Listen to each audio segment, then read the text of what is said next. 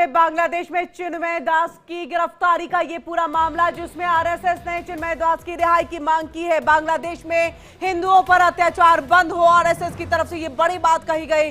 भारत वैश्विक समुदाय को साथ आना चाहिए, बांग्लादेश में पीड़ितों की मदद होनी चाहिए, हिंदुओं पर अत्याचार रोके जाए और बांग्लादेश सरकार को इसको लेकर के सुनिश्चित करना चाहिए ताकि वहां पर हिंदुओं पर अत्याचार ना हो। तो भारत विश्व और वैश्विक समुदाय को एक साथ आना चाहिए इस पूरे मुद्दे को लेकर के। आपको बता दें कि चिन्मय दास की गिरफ्तारी को लेकर के अब मुखर स्वर जो है वो उठ रहे हैं, विरोध के स्वर उठ रहे हैं। इससे पहले हमने कोलकाता और अन्य राज्यों में देखा कि किस तरह से हिंदू संगठन की तरफ से सड़कों पर उतर करके उनकी गिरफ्तारी को गलत बताते हुए वहां पर कार्रवाई की मांग की गई है। भारत सरकार से इस पर हस्तक्षेप करने की मांग की गई। इन सब के साथ बांग्लादेश में चिन्मय दास की गिरफ्तारी के इस पूरे मामले में आरएसएस की तरफ से भी ये बड़ा बयान सामने आ गया है कि रिहाई हो चिन्मय दास की, बांग्लादेश में हिंदुओं पर अत्याचार बंद हो, भारत वैश्विक समुदाय को साथ आना चाहिए इस पूरे मामले को लेकर। तो वहीं बांग्लादेश में पीड़ितों की मदद होनी चाहिए। हिंदुओं पर जिस तरह से अत्याचार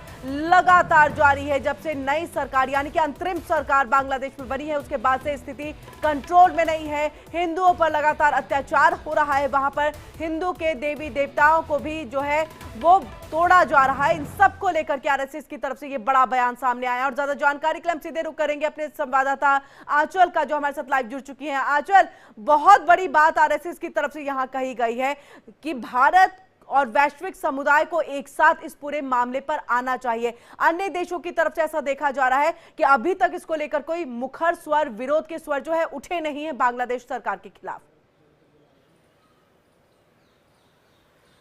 बिल्कुल, देखिए, क्योंकि अभी तक बांग्लादेश सरकार के खिलाफ वो कोई कड़ाई से कार्रवाई नहीं हुई है जो होनी चाहिए थी। क्योंकि आपने देखा होगा कि जब शेख हसीना को बांग्लादेश छोड़कर भागना पड़ा, क्योंकि तब भी हिंदुओं को टारगेट किया गया था, वहां अल्पसंख्यकों के मंदिर तोड़े गए थे और अल्पसंख्यकों की बच्चियों के साथ में गलत हरकतें की गई थी। यहाँ तक कि देखिए हर चीज के लिए वहाँ हिंदू परेशान हो रहे थे, तब भी हालात जो है बद से बदतर थे। यहाँ तक कि देखिए जब शेख हसीना तक को वहां से जान बचाना जो है, भागना मुश्किल हो गया, उसके बाद देखिए नई सरकार जो है वहां आई और कहीं ना कहीं ये उम्मीद की तरफ उनकी तरफ देखा जा रहा था कि शायद अब हालातों में कोई सुधार होगा। लेकिन बावजूद इसके देखिए स्थिति बहुत ज्यादा बिगड़ गई। और देखिए चैतन्य दास की अगर हम बात करें तो जिस तरीके से उनके साथ में भी देखिए लगातार वहां अत्याचार किया जा रहा है, उनको जेल में डाला गया, रिहाई नहीं दी जा रही है, जिसके बाद से लगातार भारत के अंदर भी विरोध शुरू हो गया। यहाँ तक कि देखिए आरएसएस को इसमें हस्तक्षेप करना पड़ रहा है।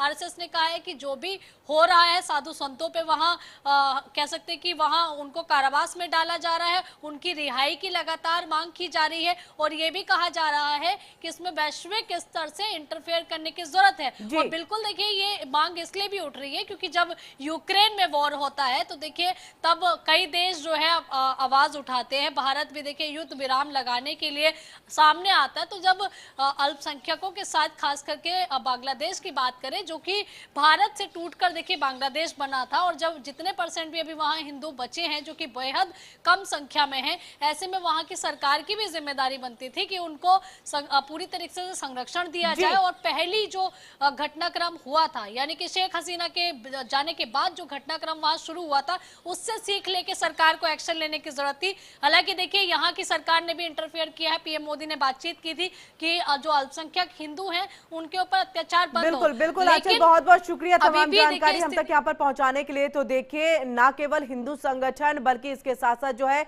आरएसएस की तरफ से